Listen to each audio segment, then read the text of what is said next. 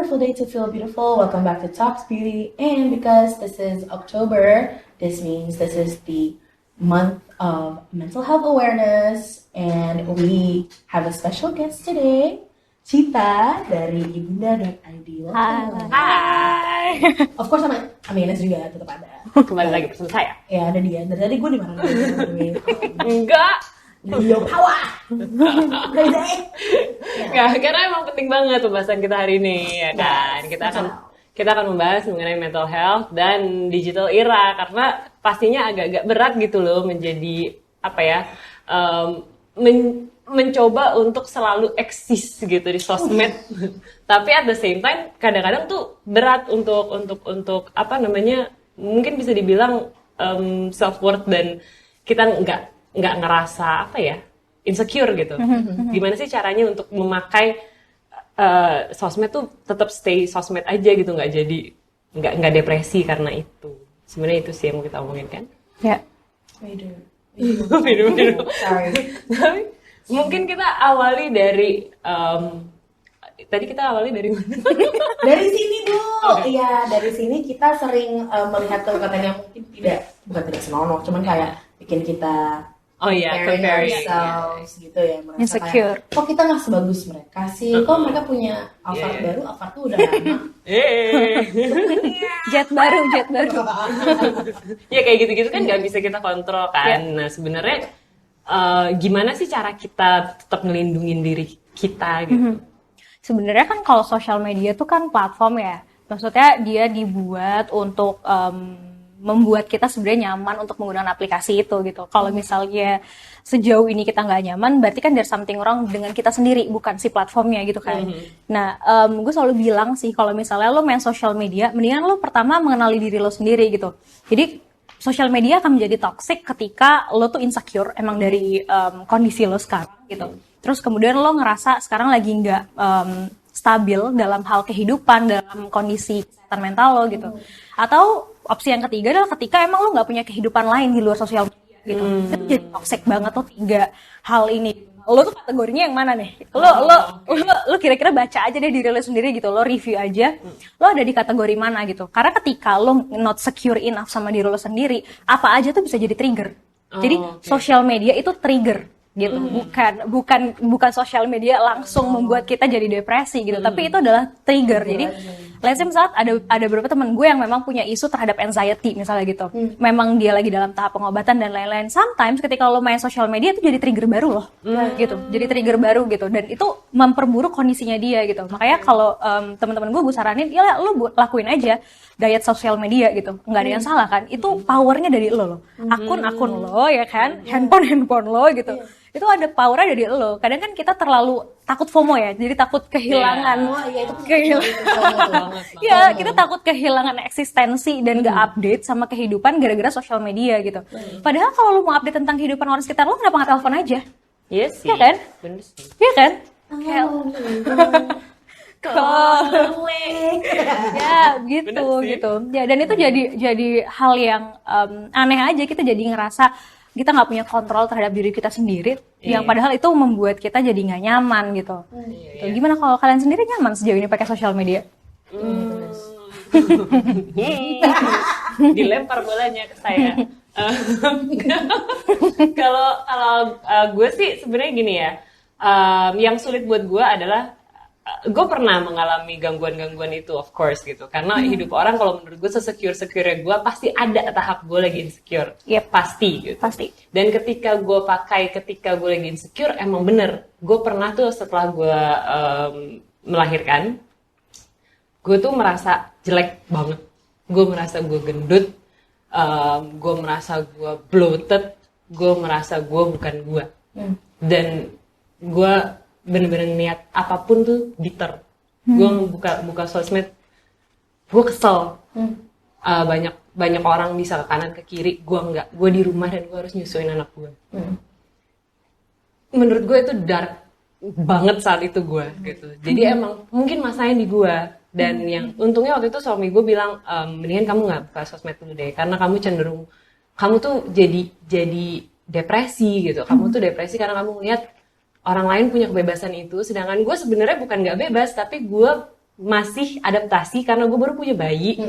Of course gue harus di rumah loh, 3 bulan gue harusnya di rumah gitu kan, gue harusnya cuti dari pekerjaan gue gitu. Tapi gue nggak mau gitu, ternyata dalam diri gue tuh pengen tetap kayak temen-temen gue gitu, dan gue merasa stuck dan itu berat buat gue. Dan at that time juga gue masih tetap harus eksis karena gue masih banyak menerima endorsement dan lain-lain. Jadi itu berat buat gue saat itu karena gue harus tetap eksis tapi gue nggak mau buka. Nah kan ini sebenarnya konflik gue di situ kan. Nah itu sebenarnya kalau misalnya keadaannya seperti itu tuh gimana tuh Cid? Sebenarnya kalau dalam kondisi seperti itu kita bisa timerin sih. Jadi kalau gue selalu kasih saran itu adalah kalau misalnya lo tahu bahwa social media itu adalah trigger baru buat lo, dan set environment itu jadi enak buat lo. Jadi misalnya batasin waktunya ketika lo di social media gitu. Kalau emang lo harus posting ketika lo melakukan endorsement ya kenapa enggak gitu. Tapi lo tahu tahu kapan waktu harus berhenti dan kapan tahu waktu untuk lanjut lagi gitu beraktivitas di social media. Itu penting banget. Iya sih, tapi waktu itu ya gue inget banget satu foto pertama endorsement gue foto untuk satu brand gitu. Dan komen pertama yang gue dapetin masih gemuk ya. Wow. Come at me, bitch. Apa? Tapi itu adalah reaksi yang gue takutkan. Itu reaksi yang gue takutkan dan dapet gitu. Jadi gue tuh saat itu, oh my god gitu. Gue kayak karena ya maksud gue sangat mencoba untuk menerima diri gue apa adanya dengan ya. Jadi seorang ibu pasti dong lo berubah dan lain-lain, tapi kembali lagi pekerjaan gue ada mengandalkan fisik juga gitu. Jadi pasti of course yang followers yang ada di sosmed gue juga akan mencari fisik yang sama seperti yang dulu gitu kan. Jadi itu komentar yang sangat menakutkan dan gue dapet dan gue diem gitu saat itu kayak oh my god. Itu pasti nggak enak banget. Gue depresi sih. Gue bisa akuin sekarang kalau saat itu kayaknya lowest point in my life. Gue ngerasa hancur gitu. Karena bayi kecil gue hancur. Tapi kan fungsinya gue happy biar dia happy ya gitu. Akhirnya ya udah gue coba naruh dulu itu dan gue fokus ke hidup. Gue Fokus ke hidup. Nah fokus ke hidup gue. Itu juga penting sih, apalagi dalam kondisi saat itu lo baru punya bayi, beradaptasi dengan lingkungan baru. Kadang yang kita lupa tuh adalah appreciate diri sendiri. Jadi selalu yang biasanya gue kasih tahu tuh adalah coba deh lo practice self talk gitu. Kayak iya sih, tapi self talk kayaknya susah banget kok, bayinya nangis terus. It's okay, justru mungkin pertama susah ya karena nggak terbiasa dan aneh kayak lu ngomong sama diri lu sendiri lu gila gitu kan. Tapi ya kan gitu, tapi ketika itu udah jadi satu kebiasaan justru akhirnya lo belajar untuk mengapresiasi diri sendiri. Karena kan kita nggak selalu bisa mengharapkan orang untuk appreciate kita kan. Even though itu suami kita misalnya atau yang lain-lain atau keluarga kita gitu. Tapi cara kita untuk appreciate diri sendiri tuh latihannya lumayan agak cukup panjang, tapi itu akan works loh. Pertolongan pertama tuh harus datang dari diri lo sendiri, gitu. Dan itu nggak sesusah kayak lo buat puisi kayak hari ini kamu cukup baik melakukan hari-hari, misalnya gitu kan. Nggak mungkin kayak gitu. Senyamannya lo aja, bahasa lo ke diri lo sendiri tuh kayak gimana, kayak sesimpel kayak thank you ya hari ini lo udah cukup membantu diri lo sendiri, udah kuat buat diri lo sendiri, udah melewati hari lo sendiri. Walaupun gue tahu lo capek, walaupun gue tahu lo misalnya pengen banget menyudahi ini semua misalnya gitu, tapi lo udah berhasil lo melewati hari ini, so thank you. Besok kita berjuang lagi ya, hari ini udah selesai. Hari ini kita istirahat gitu. Iya sih, itu harus perlu dilakukan terus ya. Tapi gue pengen tahu juga dari Gemat nih, karena gue dan lo kan cukup bertolak belakang ya. Gue tuh sering insecure. Gue mencoba suka menyamakan diri gue sama standar yang ada di luar sana gitu. Tapi kalau lo kan emang karakternya cukup kuat nih sebagai seorang Gemat dengan keberanian itu. Maksudnya di dalam sosmed apakah lo ada rasa kadang nggak nyamannya gitu ya? Gue kalau di social media mungkin I think all fat girls relate to this. Kayak kita tuh ada saat dimana gue nerima kalau gue bukan stick thin misalnya atau kayak Instagram body, tapi pose-posenya kita pasti kayak dibikinnya katanya lebih kurus, lebih kecil. Itu kadang-kadang tuh gue ngerasa kayak buat apa? Buat apa? Terus ada lagi pressure yang bikin gak nyaman tuh kalau sekarang lebih kayak karena gue berani gitu loh, orangnya gue berani dan gue emang nyaman di diri sendiri. Pas gue menyalurkan itu semua di social media, gue jadi nerima pesan-pesan lah, messages gitu, DM, kalau Kak Gemat, aku terinspirasi banget sama kakak gitu. Tapi jadinya gue malah takut gitu loh, kayak what if I'm setting a bad example. Itu kadang-kadang gue juga suka pressure, jadi gue ngerasa baik banget nih orang yang udah merhatiin gue, jadi kayak kesana gue gak bisa jadi diri gue sendiri. Itu satu pressure gitu. Atau ada ekspektasi kalau orang gendut, orang gemuk, orang besar di sosial media, mereka itu jauh lebih kuat daripada orang-orang yang cantik-cantik dan kurus-kurus, karena mereka ready to be judged because they are flawed. Di sosial media tuh kayak gitu. Kalau misalnya orang berteman sama gue, mereka pasti kayak praise gue kayak dan mereka mungkin kayak udah lupa gitu loh, nggak terlalu mikirin kayak fisik gue, tapi karena di sosial media apa yang ada adalah fisik gue, jadi tuh pressure pasti ada di situ gitu. Orang pasti ngerasa kayak kalau misalnya lo berani putting yourself out there, berarti lo udah biasa ya sama hate comments gini-gini gitu kan. Orang juga jadi lupa. Jadi tekanannya ada di situ. Satu, jadi terbatas gitu, kayak gue merepresentasikan sesuatu nggak ya? Apakah gue harus tidak menjadi diri sendiri nggak ya? Gitu sih. Cuman kalau misalnya buat kayak hate comments atau comparison, itu gue sangat jarang. Untuk gue bersyukur banget sih, gue nggak terlalu kayak compare my lifestyle atau life choices with people that I see online. Dan tadi juga gue bilang tadi kan kayak I'm very familiar with the block button and the unfollow button, like excuse you.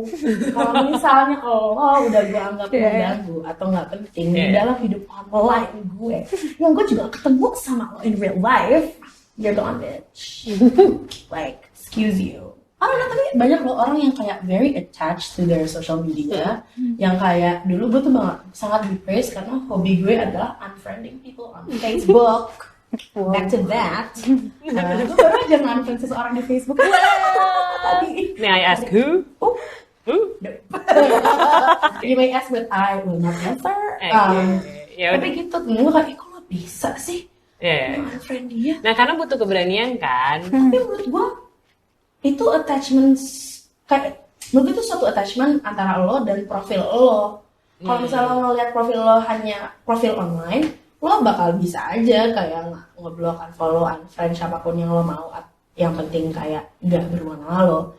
Tapi buat orang-orang yang ngerasa kayak misalnya kayak my Instagram is everything, jadi yang gue follow ada teman-teman gue, kalau misalnya gue nggak follow dia berarti gue nggak temenan sama dia. Padahal kayak ya nggak juga gitu, kayak human interaction itu kan repot ya jadinya. Itu gimana? Maksudnya kayak gue yakin banyak orang yang attach sama social media udah kayak gitu sih. Do you think it's healthy or not? Tergantung. Balik lagi ke orang tadi, dia ngerasa enjoy atau enggak, ngerasa nyaman atau enggak. Kayak misalnya kayak lo melihat semakin banyak yang appreciate diri lo gitu ya, sebagai seorang influencer yang bisa memberikan inspirasi buat mereka, it's good. Tapi kan kadang otak kita tuh nggak bisa menerima gitu aja pujian kan, honestly. Jadi kita emang suka merepotkan diri sendiri. Itu udah kayak otak kita bekerja. Masa sih gitu? Iya gitu. Otak kita udah bekerja kayak gitu. Kalau dipermudah tuh kayak nggak sah gitu otak kita. Kayak gue belum kerja gitu sebenarnya, ya kan gitu. Jadi sebenarnya kita juga melatih diri untuk mindfulness. Ketika lo dapet apresiasi, terima kasih, just it. Biasain kayak gitu, gitu. Kayak misalnya lo cantikan kamu. Ya, itu kan kadang kita repot ya, kadang kayak gitu kan. Cantikan kamu, kenapa nggak bilang oke terima kasih, udah. Kalau emang lo pengen ya muji dia balik ya tinggal bilang aja gitu. Tapi kan nggak harus gitu. Yang penting adalah ketika lo dapat pujian terima kasih gitu. Jadi dibiasain otak kita tuh stop gitu loh. Biasain otak kita tuh nggak kemana-mana gitu. Otak lo baru aja kemana-mana. Belum. Iya, kita kan kadang ngebiasain otak kita ngejelimet kan ibaratnya gitu. Dan itu juga nggak bagus loh buat kita gitu. Kalau terlepas daripada itu kita berpikir gitu, kita kayaknya jadi inspirasi buat banyak orang gitu. Terus kayak apakah gue harus tetap stay authentic dengan gue yang sekarang? Fokus aja apa sih yang buat lo, apa yang buat orang-orang di sekitar lo tuh sayang sama lo di sosial media. Ya fokus aja ke situ gitu. Kalau emang mereka bisa menerima diri lo apa adanya yang sekarang, ya berarti kenapa gue harus berubah? Kenapa gue harus berpikir jauh daripada apa yang ada sekarang ini gitu? Akhirnya gue dapet ke realisasi yang itu tuh, karena waktu gue berubah jadi ibu ya, kayaknya banyak dulu yang follow gue tuh cuma pengen cari nih cewek nih, gue lihat di TV nih, gue follow gitu kan. Terus kemudian di cewek, abis itu, gitu kan. Abis itu, gitu. Jadi kok kayaknya dia jadi manusia biasa Memang gitu kalau kan. manusia biasa. Aku manusia biasa ya. Kan rocker juga manusia. Iya, aku lupa aku rocker. Ya, maksud gue, at the end, gue harus melepaskan followers yang mulutnya kayak gini nih, yang cuma mengharapkan gue untuk ngasih lihat badan bagus dan muka cantik all the time gitu. Karena ya ternyata komen-komen mereka masuk gitu kan. Kok udah gemukan sih? Kok gini sih? Kok masih gemuk sih? Iya. Coba kalau misalnya ada tuh orang itu aja, hai kalau mau komen lebih lanjut silakan ke @sailormoney.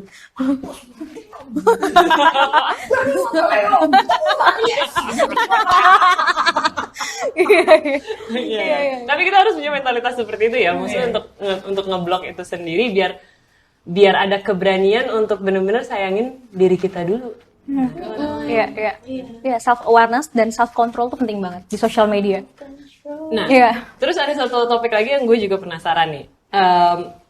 Lo kan bisa ngontrol siapa yang lo follow gitu ya sebenarnya gitu. Tapi lo nggak bisa tahu apa yang terjadi sama diri lo. Diri lo akan mengalami naik dan turun gitu. Tergantung aja, dan hormon kadang-kadang juga Iya. ya gitu deh, mengambil jatah di dalam badan kita. Terus apa yang gue rasakan dulu adalah gue mengalami hubungan yang tidak baik dengan makanan, karena yang gue follow tuh kebanyakan model-model dan Victoria's Secret Angels gitu.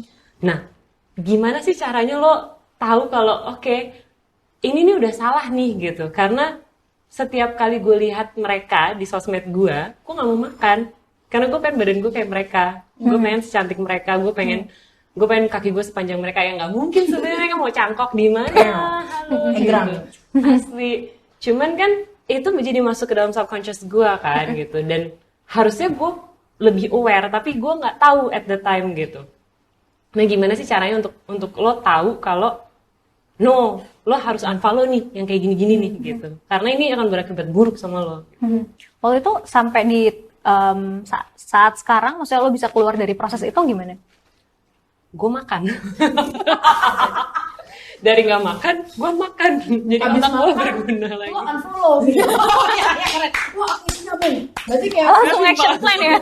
gitu loh. Kayak, oke, otak gue udah bener nih. Gue makan dulu, bekerja, wah bener, unfollow gitu. Iya, cuman gue itu lama, Bo. Gue ada di dalam pusaran itu tuh lama.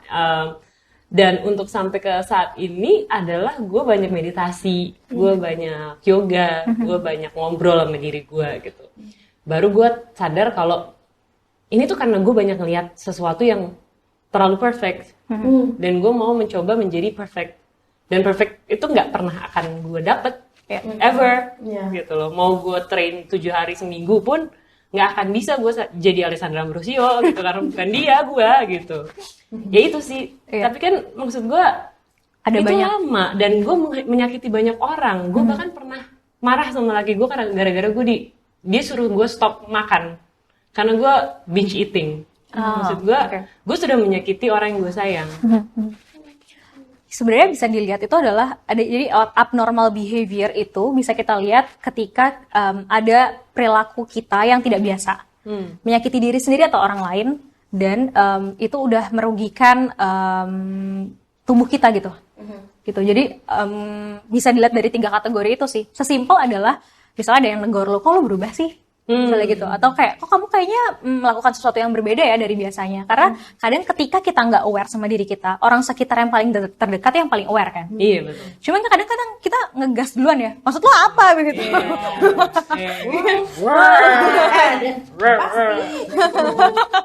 Gitu kan, kadang kita ngegas, tapi sebenarnya ketika ya ngegas itu juga wajar ya, maksudnya normal. Tapi ketika orang bilang kayak gitu harusnya jadi sign, jadi tanda buat kita bahwa oke, ada sesuatu yang gue lakukan yang tidak pada biasanya, dan itu nggak baik buat diri gue sendiri gitu, karena orang di sekitar gue ngingetin gue gitu. Atau tadi ketika ngerasain sesuatu yang berlebihan yang harusnya gue makan ya udah kayak 3 hari sekali gitu, tiba-tiba gue makan jadi nggak ada polanya, terus nggak jelas dan lain-lain kayak gitu. Itu juga jadi satu hal yang bisa lo kenalin sebenarnya. Terlepas daripada sebenarnya kan ngeliatin sosial media apa itu kan cuma satu perilaku ya. Perilaku lain tuh yang harus bisa kita kenalin sebenarnya gitu. Jadi ketika misalnya lo ngerasa udah oke, pola makan gue kok jadi nggak beres ya gitu, pola tidur gue jadi nggak beres ya, pola komunikasi gue dengan orang terdekat mulai nggak beres ya, gue mulai nggak nyaman sama diri sendiri dan orang lain mulai nggak nyaman sama gue, berarti there's something with us. gitu. It's okay, take a break. Coba nafas. Living pattern gue lagi rusak banget. Karena lo follow apa? Nggak Akun tahu. kopi. Wow. Gue nggak tahu gara-gara kayak social media atau apa, cuma mungkin kayaknya emang stres travel aja sih gitu. Sekalinya stres gue kayak oke, entertainment gue langsung larinya ke sosmed, TikTok, Lalili. Dan kalau menurut gue hubungan yang sehat dengan TikTok adalah membuat konten.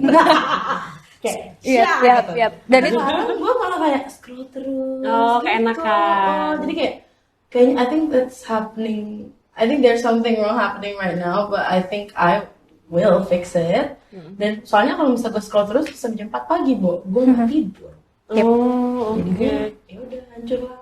Better to Oke, jadi emang kembali harus ke real life dulu yang diberesin ya. real life dulu deh kayaknya. I feel like once lo menjauhi dari satu trigger itu, yaitu adalah kayak digital. Mungkin nggak app di handphone, cuman kayak YouTube kayak Netflix, apa aja kan sebenarnya. Iya. Bahkan email menurut gue Iya, kalau itu misalnya juga banyak sekali itu bisa jadi distraction. Bener sih. Yep. Gue pernah baca satu buku Modern Mindfulness, gue lupa yang nulis siapa, tapi itu mengajarkan gimana caranya lo bisa tetap mindful di dalam dunia digital era ini gitu. Jadi emang lo nggak boleh membenci, nggak boleh tidak memakai, karena kalau tidak memakai itu kayak ya gitulah kan kayak jadi black and white gitu. Tapi gimana cara lo berteman gitu. Jadi lo berteman ya udah nggak apa-apa kalau dia datang lo lagi mood nggak apa-apa, tapi habis itu mungkin lo dadah gitu. Oke, break dulu ya. Ada waktu-waktunya ya. Sampai ketemu lagi gitu. Tapi kan menurut gue ini suatu privilege untuk bisa nge-identify ini hal-hal ini sendiri gitu. Kalau misalnya nggak bisa tuh menurut Cita kayak apa ya, gue kalau misalnya online gue selalu advocate for seeking professional help. Dan gue pernah kayak nge-tagnya Bunda.id ke beberapa kali. Dan itu sebenarnya kayak di zaman sekarang kan menghubungi apa namanya kayak Psikolog, ke social media. Menurut lo is that the most effective way atau tetap kayak ya bertemu aja? Cuman gimana? Do you have any suggestions? Iya, sebenarnya kan dengan media platform online itu ngebantu untuk pertolongan pertama kan. Itu kayak misalnya tadi proses kita nggak tahu nih kita apakah kita baik-baik saja atau enggak gitu, tapi kita mulai ngerasa nggak nyaman. Terus kalau cerita ke teman, mending kalau temennya baik-baik aja, karena ember suka kemana-mana sampai tetangga Pak RW tahu gitu kan, ribet banget gitu, ribet banget gitu kan. Iya kan gitu. Ya jadi professional help akan sangat membantu banget, dan mungkin dia bisa ada di posisi pertolongan pertama yang paling pas ya gitu. Pertolongan pertama yang paling pas, apalagi sekarang dunianya udah serba mudah untuk dapat pertolongan, gak kayak zaman batu gitu kan. Gitu. Jadi sekarang udah bisa akses psikolog dengan mudah, cuma tinggal kayak lu download aplikasi ini atau lu tinggal buat jadwal schedule gini dan lain-lain, bisa buat appointment secara online dan lain-lain kan. Itu kan juga mudah, dan untuk bilang bahwa apakah itu efektif membantu orang, nggak sampai di situ sebenarnya stepnya. Jadi kan ketika lo dapat pertolongan apapun itu, baik lo ke dokter atau ke psikolog atau apa yang basisnya tuh klinis, kan sebenarnya itu kan lo kayak sama partner gitu kan. Jadi psikolog tuh kan partner lo. Jadi proses penyembuhan itu diukur berdasarkan kedua belah pihak ini bekerja sama dengan baik atau enggak. Misalnya psikolog lo udah bilang, oke, kita sama-sama latihan untuk mengatur pola tidur ya gitu. Tapi kalau kita nakal, ya artinya kita nggak bekerja sama dengan baik dong, gitu. Jadi untuk bisa bilang bahwa itu bisa menyembuhkan atau enggak online gitu, faktornya banyak banget gitu. Dan balik lagi sebenarnya ke kita. Kalau kita disiplin sebagai pasien, nih berarti gitu ya. Dan psikolognya juga bisa membuat kita merasa diterima sebagai pasien, itu juga akan berjalan secara cepat dan maksimal, gitu. Proses konseling tuh gitu, proses pengobatan mental tuh gitu. Ketika dua pihak ini bisa bekerja sama dengan baik, itu akan cepet dan maksimal.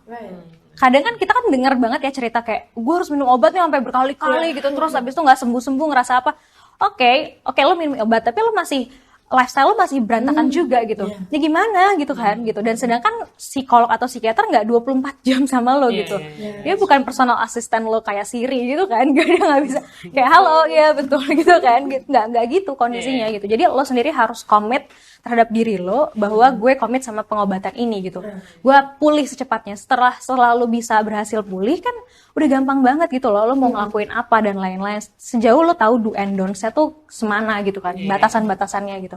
Jadi sebenarnya untuk apa ya, bantuan online tuh sangat membantu loh untuk orang-orang, apalagi karena sih kayak gue nggak ada di sosial media nih sekarang. Gue nggak ada di sosial media dan gue pengen gue lagi ngelakuin riset untuk tahu orang-orang yang ada di sosial media gimana caranya mereka bisa bantu diri mereka. Right, yang nggak Ya ada. kan? Yang nggak ada Iya, sosial betul, media. betul, betul. Kayak lo bisa tahu ibunda karena di sosial media kan.